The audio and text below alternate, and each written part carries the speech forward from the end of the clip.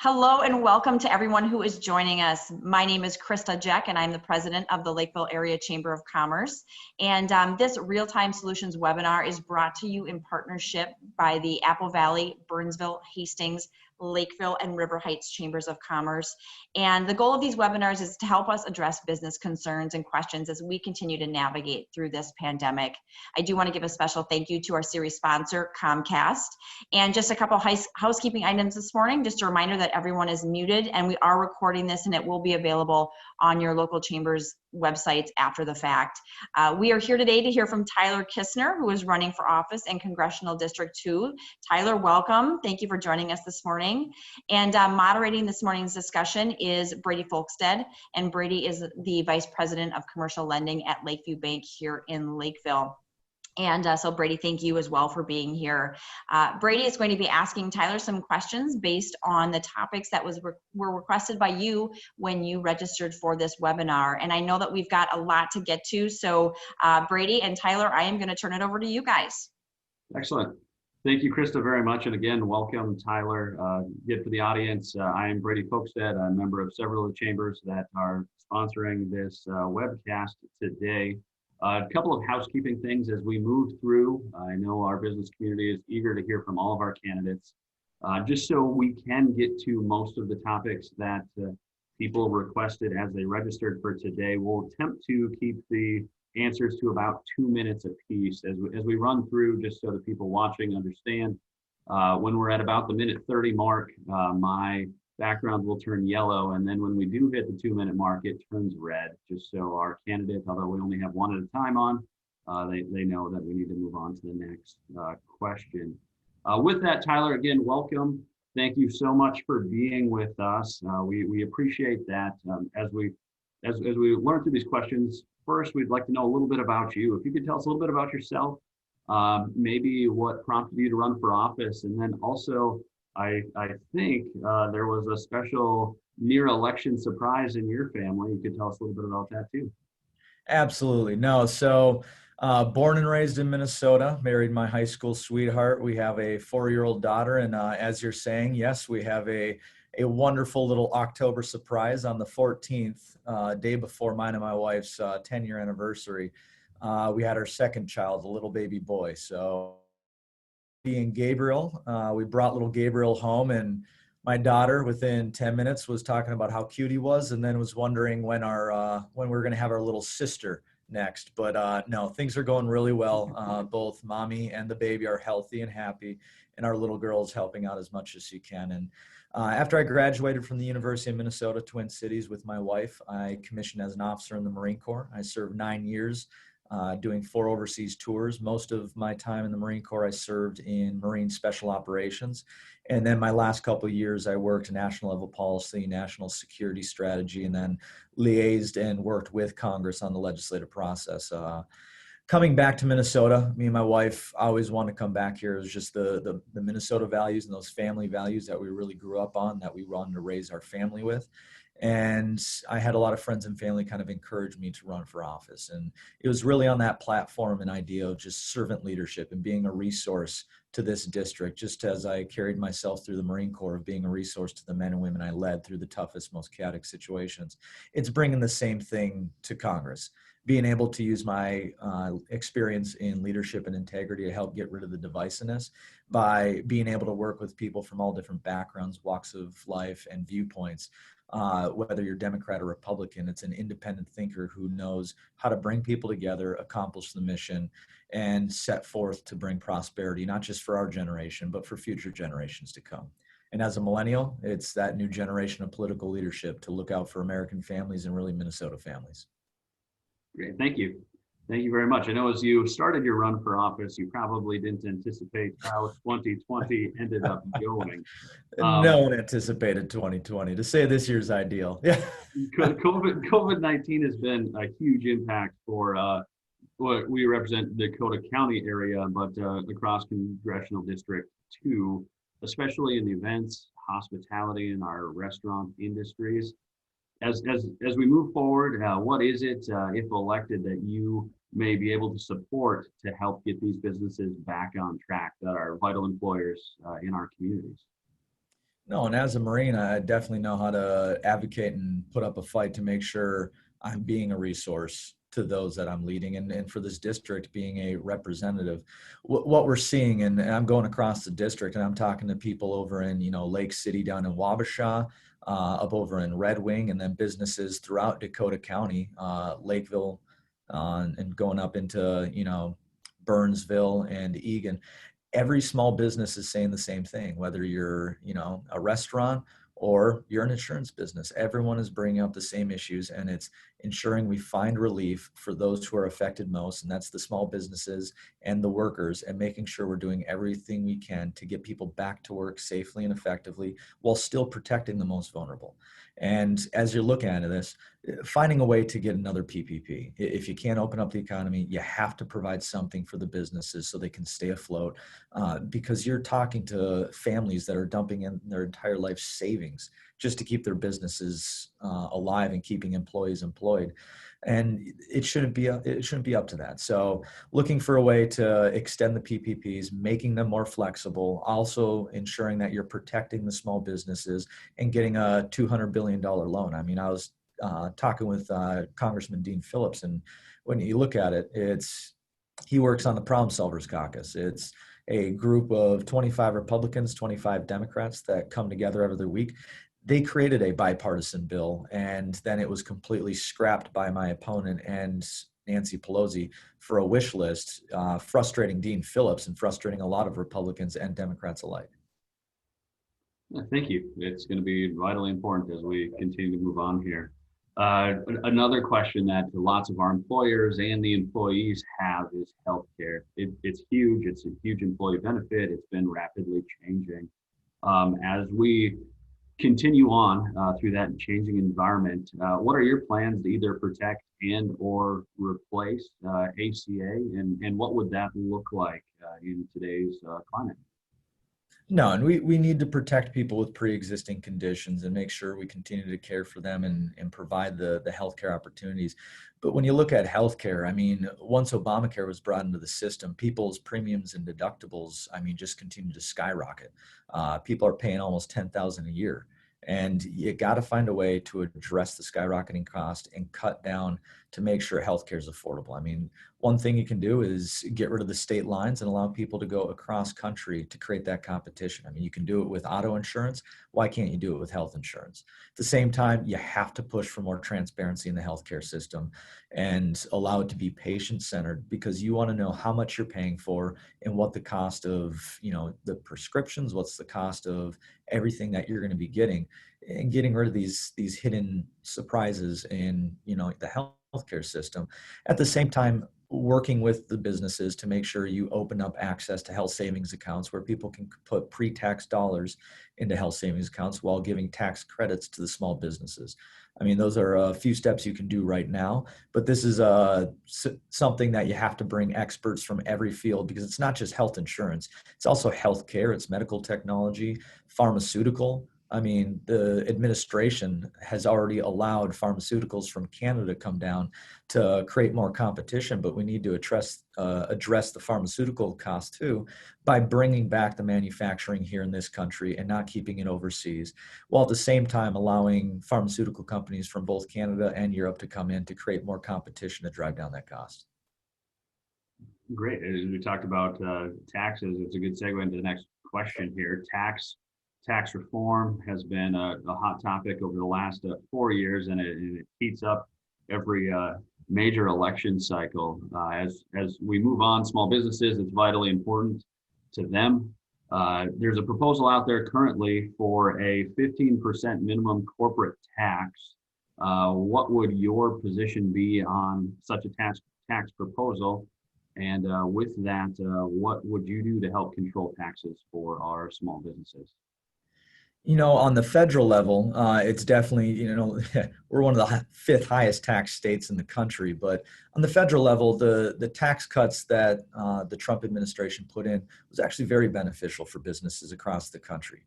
Now, Is it perfect? Absolutely not. And it's a great starting point. I'd like to extend more of those tax breaks to even smaller businesses to make sure that they're profiting and getting a benefit from this too. Because as a small business, everyone knows my father-in-law, my mother, and my mother-in-law all have a small business, and I've grown up helping them run those. But what you see is when you make a profit, you put it back into your business and you help create more jobs. So you have to open up the opportunities for people to do that. And with these tax cuts, I mean, you were giving, $2,000 more to every American family, especially in Minnesota, where you had over 400,000 people making an extra $200,000 that they got to keep in their pocket. And that's what you want to do with taxes, make sure the money you make is actually staying in your pocket and not going to the federal government, not going to the state government, making sure you have the opportunity to invest and spend that wisely where you want to, because it's ultimately about prosperity for the American family and making sure you have the opportunity to create prosperity for yourself, but also for your children, your children's children. No, thank you. Business climate is, as we talked a little bit earlier, it gets upended in the year 2020.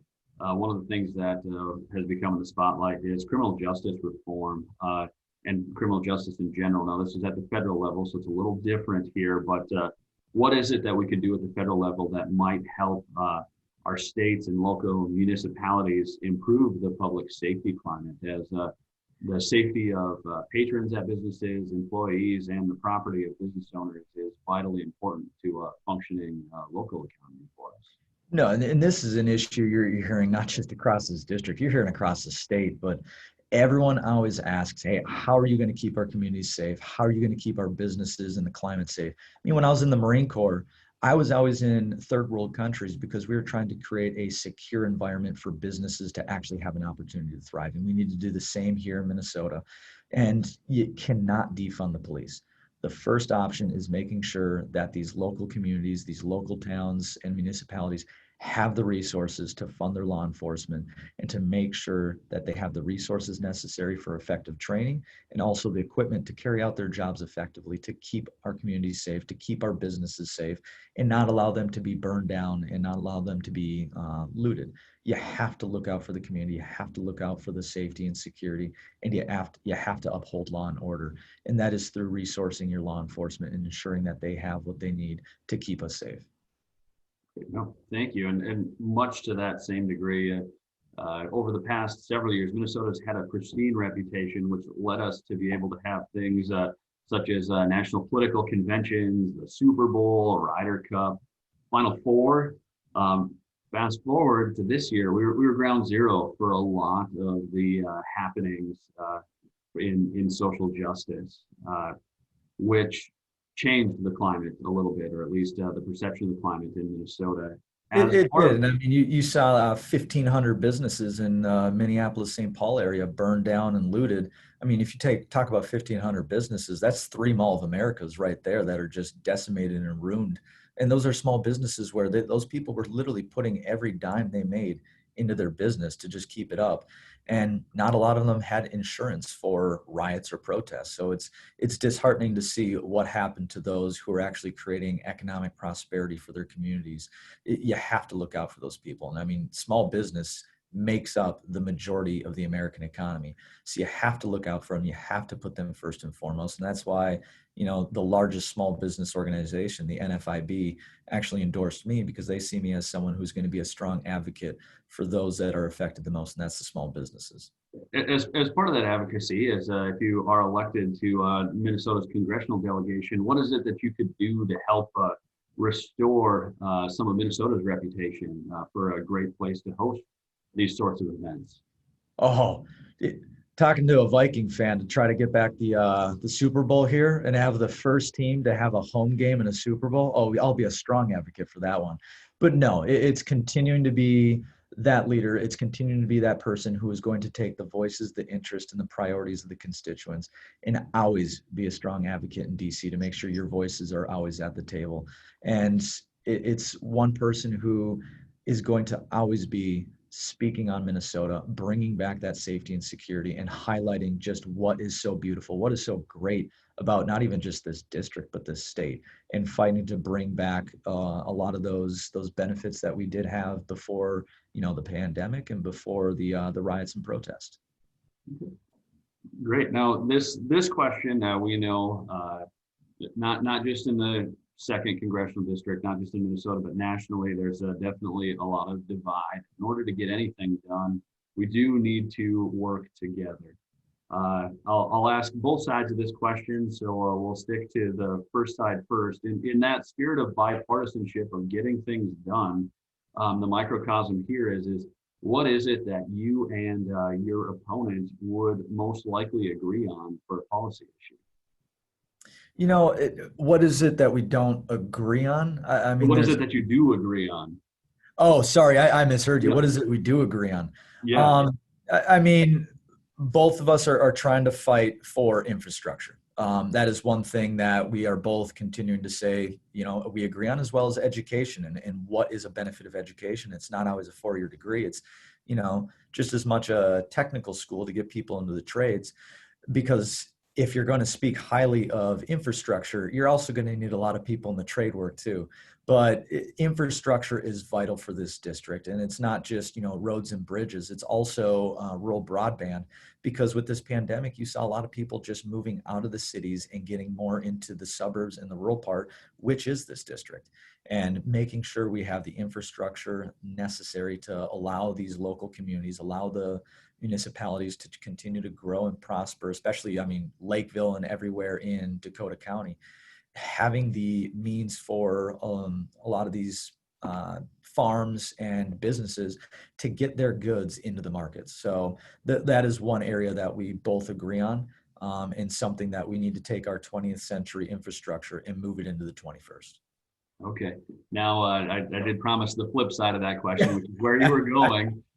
Is one policy issue, if you can stick it to one policy issue, what would it be that you probably disagree the most with your opponent at this time?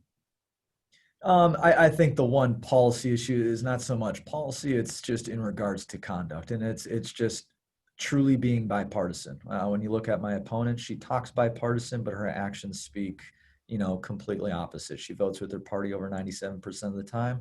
At the same time, she speaks against special interest, yet almost 40% of her campaign cash comes from special interest. And everyone asks, well, how am I going to be different? It's that experience of being a veteran, having worked with people from, different political parties, different backgrounds, walks of life, working overseas with an entirely different culture, and still coming together on a common ground on how to accomplish the mission. And that's where I always say that the one caucus I want to join is the Problem Solvers Caucus. Minnesota's very own Dean Phillips is in that caucus, and it's 25 Republicans, 25 Democrats. They meet every single week and they talk about the hard issues. They sit at the table and figure out a bipartisan way to come to an agreement. And when you talk about COVID relief, that was the very caucus that created a relief bill that had no strings attached. It was a clean bill. And what you saw in the House is they completely just brushed it away and made their own bill, which frustrated a lot of Democratic colleagues of my opponent, yet my opponent still voted for it, and a lot of them didn't. It's disheartening to see the divide, and the only way you bridge that is through that conversation and through a means to just come together and figure out what you can do best for who you're up there to work for. It's for the people's interest and not the special interest. Great, thank you. And as we, again, thank you very much, Tyler, for joining us. It's a super busy time coming in the final less than a week before Election Day here. With that, just a couple minutes of wrap up for you. Leave us with a couple minutes of your closing thoughts for helping our small businesses and your thoughts on doing so with the upcoming election here. Yeah, and I'd just like to close on talking about, what are the most important things we're faced with right now in this crucial election? And it's making sure we're focusing on those affected most by the coronavirus and finding an effective way to combat this virus through an effective vaccine and stockpile of resources to ensure we're safe for this pandemic, but also future, while at the same time getting this economy back open. When you look at these small businesses, they're now wondering if they can stay afloat for the next month, next 2 months, finding ways to get them the support, get the markets open that they need so that they can bring people back safely and effectively while protecting the most vulnerable. And then ultimately, working to keep our communities safe by supporting our law enforcement and ensuring that we have conditions set for a greater economy, greater prosperity, a safe and effective community, and building for our future generations so that they can continue to prosper in a great American economy that is not reliant on other nations, but working with trade deals to where we can continue to flourish to make this the great economy on earth. Excellent. No, thank you. Thank you very much. Thank you again, Tyler, for joining us. Thank you for our participants live during this telecast. And thank you also for those that are going to be watching us later, where it's our hope that as the chambers, we're providing a good forum to let our business owners make a good and educated decisions here this upcoming November election. With that, Krista, I'll turn it back over to you.